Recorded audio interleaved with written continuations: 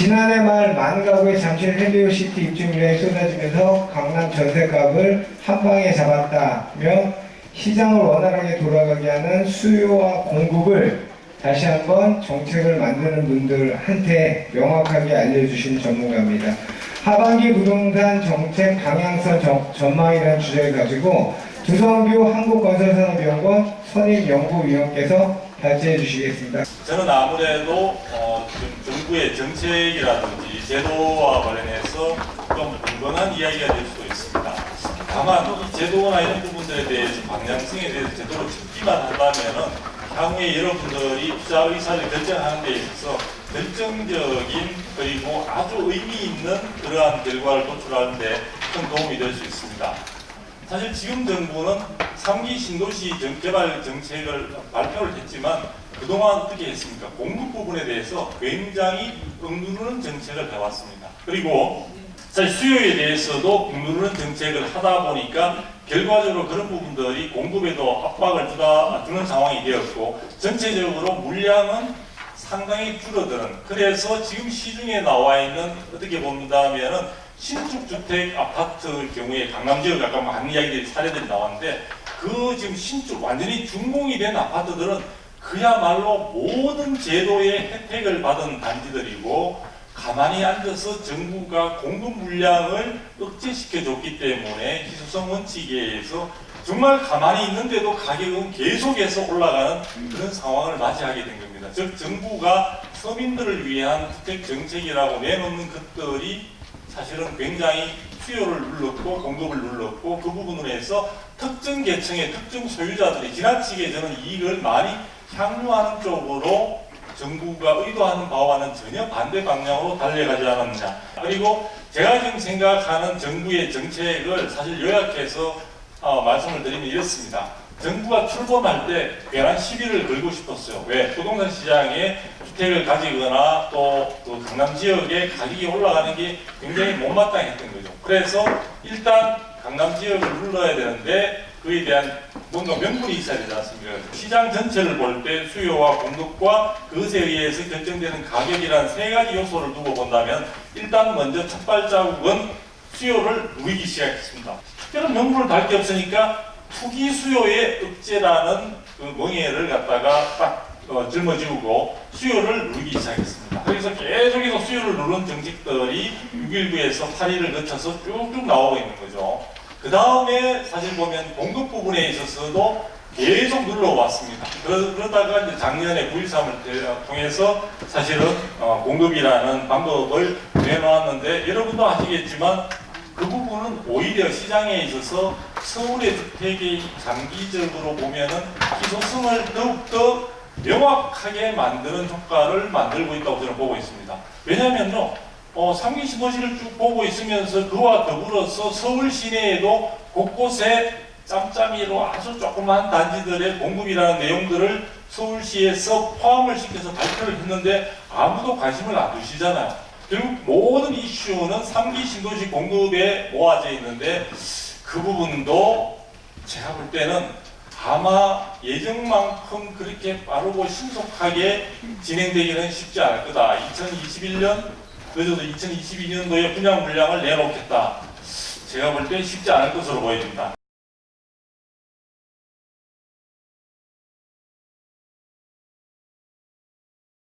여기 있는 자료들은 대부분 신문에 나와 있는 자료들, 나름대로 객관성을 보장받을 수 있는 것이라고 생각해서 언론 쪽에서 한 자료들을 대부분 사용했습니다. 어쨌든 지금 정부가 작년에 9.13 이후에 굉장히 자신만만했습니다. 그러니까 기존의 수요 억제와 함께 여러 가지 시장을 통제하고 있다고 생각을 했고 그것의 끝장판, 제가 왜 이런 말을 쓰느냐면요.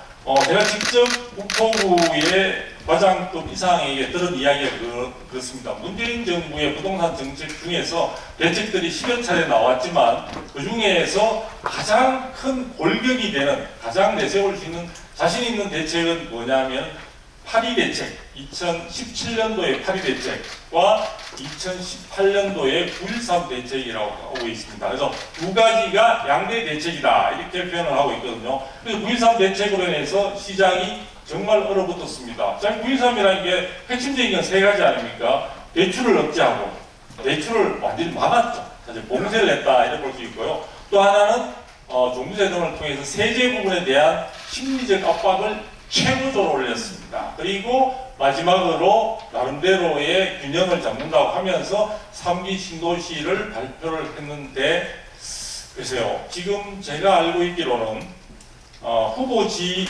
4군데, 과천까지 하면 5군데인가요? 그래서 그 후보지마다 주민들의 상당한 불만들이 표출되고 있는 것으로 보고 있습니다. 그리고 거기에 사실 정부가 생각했던 것은 3기 신도시에서 서울 접근 가능성을 광역교통, 철도망 등을 포함한 여러 가지 교통시설의 보완을 통해서 서울 중심부까지 30분 내에 오다 등등 이야기를 하고 있는데, 거기에 많이 언급되고 있는 GTX라든지 실질적인 다른 SBRT라고 해요. 슈퍼 BRT라고 하죠. 그런 쪽들의 현실적인 설치와 이용 부분들에 있어서 사실은 여기서 말씀드리기는 참 그렇지만 많은 난관도 예상이 됩니다. 저는 이 정도로 표현을 하겠습니다. 그래서 여러분들이 생각하시는 것보다 3기 신도시는 진척이 느려질 수도 있지 않을까. 그렇게 된다면 여러분들 중에 제가 볼 때 여기 오는 대상분들은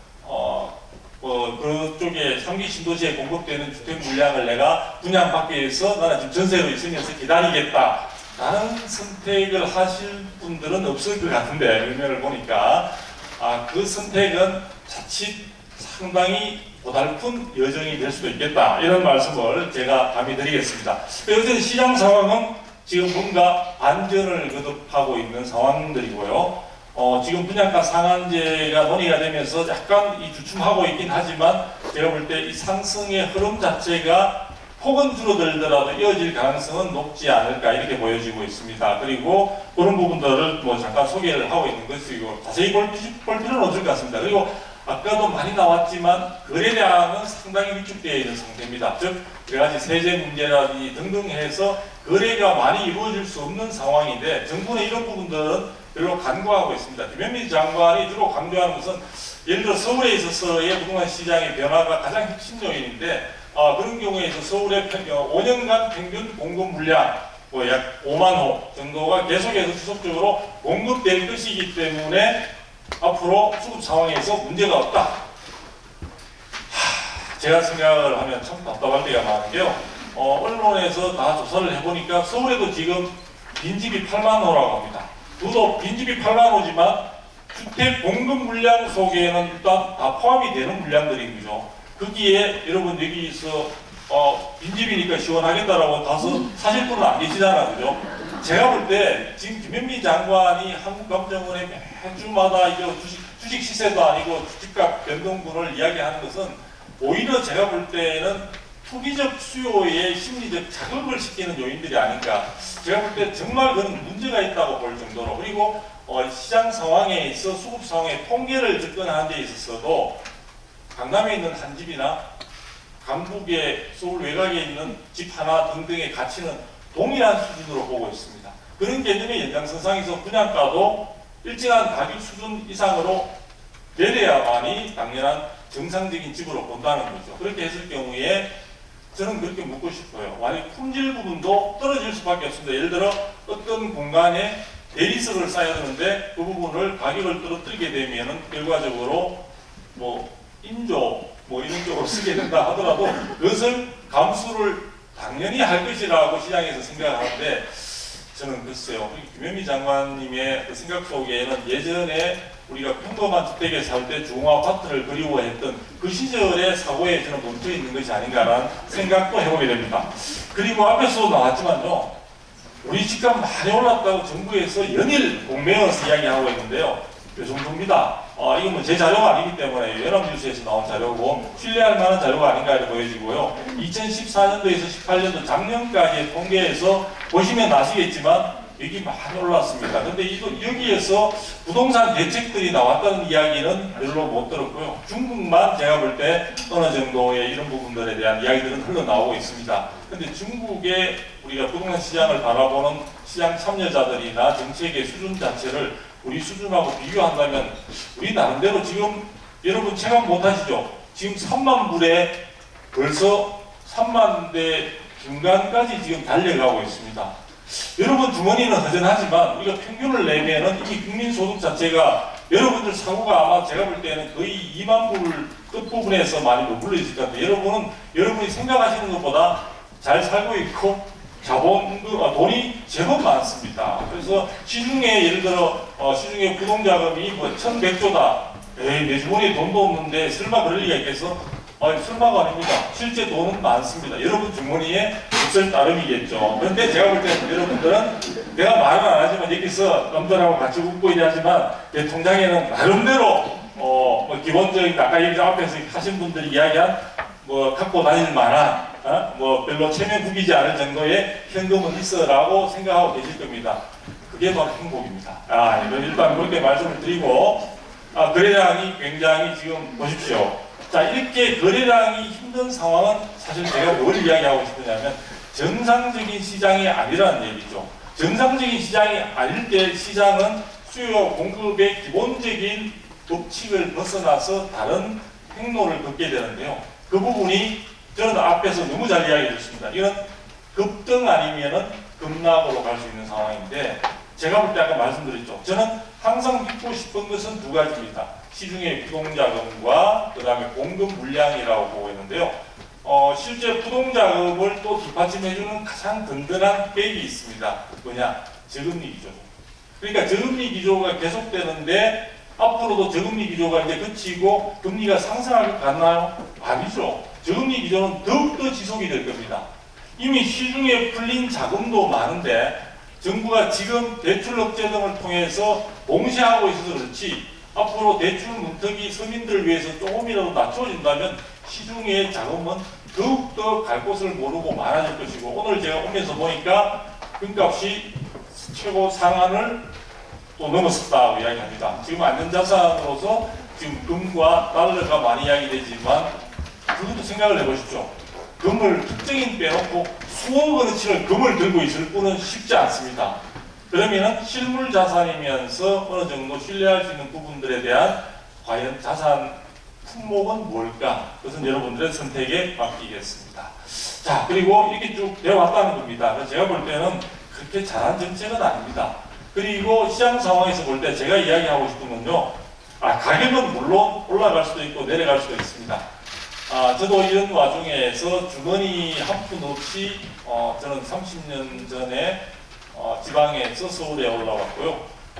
여러분들이 생각하시는 것보다 저는 책상에 앉아서 부동산을 배운 건 아니고요.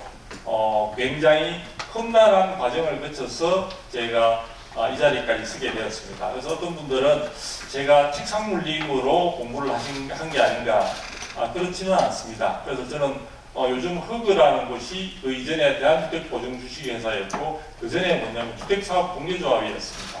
아마 모르실 거예요. IMF 때 공개조합에서 분양 보증을 했는데 부도가 너무 나고 하면서 현장에 대한 감당이 안 되는 상황이 되고 이미 공개조합이 부도가 나려고 할 때 정부가 돈을 빌려줬고 그 빌려준 돈을 공개조합이 갚을 상황이 안 되니까 그것을 주식으로 전환하면서 대한주택보증주식회사로 바뀌었고 그에 다시 주택도시 기금을 운용하는 주체로 삼기 위해서 지금의 허그라는 주택도시보증공사로 전환되었습니다. 그런데 제가 공개조합 시절에 제가 최초로 평생에 분양받은 아파트가 부도가 났고요. 그 부도의 현장을 제가 30대의 말의 나이로서 머리띠 두르고 제가 비상대책위원장이 되어서 많은 분들을 이끌고 내 집 돌려다오라고 했던 그리고 성공이었습니다. 6개월 방치됐던 현장이 무난하게 제가 입주를 다 시켰고요. 아마 그때 그 현장 혹시 갖고 있는 아파트 갖고 계셨던 분은 저 같은 경우에 25평을 분양받아서 7,460만 원에 분양받았는데 팔 때 1억 2,500만 원 3년 뒤에 팔고 나왔습니다. 성공 아닙니까? 거기서부터 제 부동산 역사의 전설을 시작되었던 겁니다. 그래서 제가 무슨 얘기를 하고 싶은가 하면요.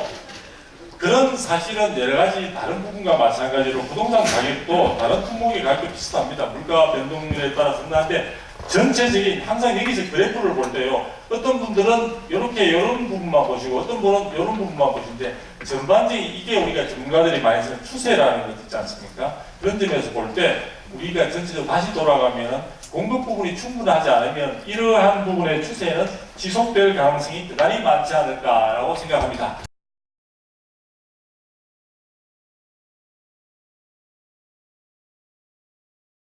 자, 그러면 우리 주변 잠깐 살펴보시죠.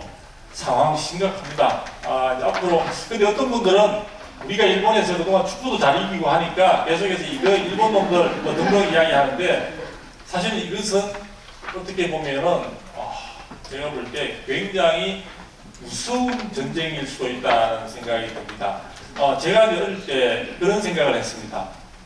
제가 몸도 상당히 뭐 지금도 마른 체질이지만 몸이 조금 약했습니다. 형편이 어려워가지고 밥을 제대로 못 먹었거든요.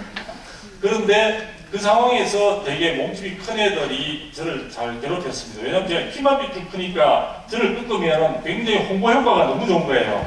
그래서 도전자들이 되게 많았는데 그때 제가 이제 생각했던 게 그때 실제 실행에 옮기지는 못했지만 저는 사업에 자신이 없었습니다. 굉장히 뭐 중국을 치면 맞아야 되고 기니까 뭐 맞을 때가 많더라고요. 다른 애들 피해 나가고 나는 맞고 그런데 그 와중에 내가 무슨 생각을 했냐면 나중에 너무 한 친구가 괴롭히니까 굉장히 독한 생각을 했습니다. 무슨 생각이냐.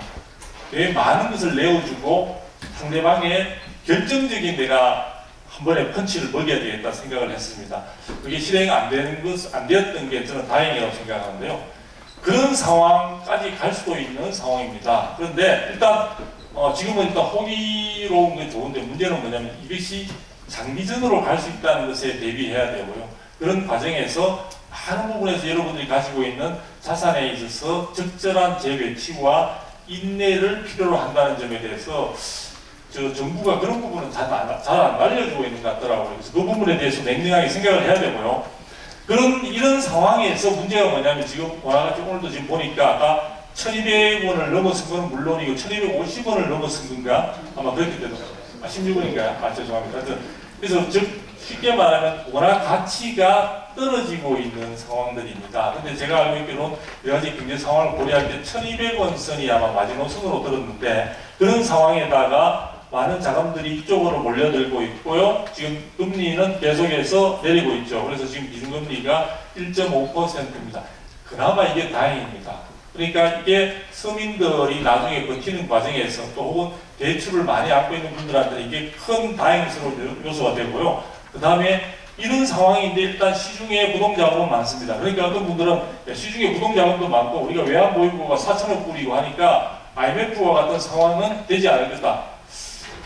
그렇게 단정할 수만은 없습니다. 이 시장이라는 국제 경제 시장이라는 것은 대단히 냉혹하고 냉정하기 때문에 만일에 우리가 문제가 생길 상황이 되면요, 단기적으로 들어와 있던 투자 자금들이 거의 빠르게 빠져나갈 겁니다. 그나마 미국이나 일본 빠져나가는 거 우리가 대비할 수 있지만 ECB라고 해서 미국 유럽 중앙은행에서 우리나라에 상당한 자금인데 예전에도 상당히 브렉시트 이야기가 나올 때 우려했던 부분인데 그쪽에서 자금이 급격하게 빠져나가고 신인도가 떨어지게 되면 우리가 4천억 불 가지고 있는 것 가지고 단순히 버틸 수 있는 상황은 아니지 않느냐. 그런 점에서 우리가 지금 정말 어려운 시기에 물려설 수도 있다 이런 생각이 듭니다. 자, 그래서 그런 가운데 이제 뭐 쭉쭉 나오지만 신문에서 보니까 이 부분 잘 스마트를 제가 한번 봤습니다. 집값 상승 이런 뭐 등등 이렇게 이제 여기 이 말은 다시 말하면 간략하게 이야기드리고 있는 겁니다. 알려진 악재는 더 이상 악재가 아니다라는 부분은 저는 정시뿐만 아니라 부동산의 경우에도 마찬가지라고 보여집니다. 그래서 분양가 상한제 부분도 많이 걱정하시는 분들이 있는데요. 제가 볼 때는 분양가 상한제로 인해서 가격이 하락될 수 있는 위험성에 대해서 충분히 생각을 하고 있잖아요.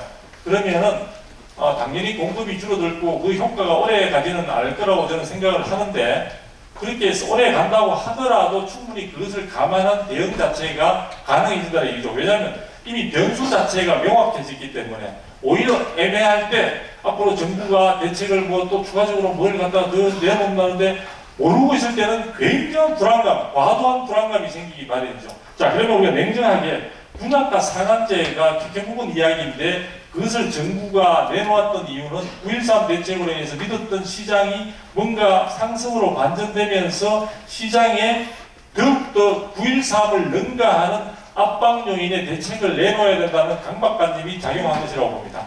그런데 강박관념은 작용을 했는데 주머니를 계속 뒤져봤는데 뭐가 있느냐? 없습니다. 그러니까 결국은 이미 지나간 시절에 레코드판을 트는 거죠. LP판을 다시 틀어서 그 향수에 적는 거죠. 그리고 그것을 담당했던 주도적으로 했던 청와대 정책실장인 김수현 실장 같은 경우에는 이제 그 뒤로 나간 상태에서 보건복지부 장관 후보로 유력하게 컴백하는 게 거론되었지만 여러 가지 들어오고 중간에 심사 과정, 청와대 심사 과정에서 아마 쉽지 않을 거라는 이야기들이 나오면서 결국 그 사람은 일단 정책의 전면에서 퇴장되는 것 같고요. 김현미 장관도 제가 볼 때는 지금 뭐 본인이 있고 싶어서 있겠습니까? 빨리 지역으로 달려가고 싶은데, 즉 다시 말해서 지금의 정책 이상에 나올 만한 게 뭐 있냐는 거죠. 없습니다. 제가 웃으면서 제가 공무원들하고 농담하면서 그 이야기했습니다. 있긴 하나 있다고. 뭐냐? 주택거래 허가제. 입에 익었죠? 예전에 여러분이 토지거래 허가제는 들어보셨을 거예요. 자, 그것도 토지에서 주택으로 옮겨가지 말하는 법이 있나? 그러면 시장은 정리되는 겁니다. 허가를 받지 않고 사실은 할 수 없도록 만들면. 근데 그 이꼴은 뭐가 되는 거죠? 그런 게 되는 거죠. 그렇지가 않을 거다는 거죠. 그래서 그 사람 생각하는 게 그래서 뭐 이런 등등이 있는데요. 참 어르신 요새 바쁘신데 참 이분이 고시원 거는 열심히 하신 것 같아요. 그래서 그런데 참 세상 물정은 제가 볼 때 한번 기회가 되면은 차 한잔 하면서 쭉 이야기를 좀 해보고 싶은데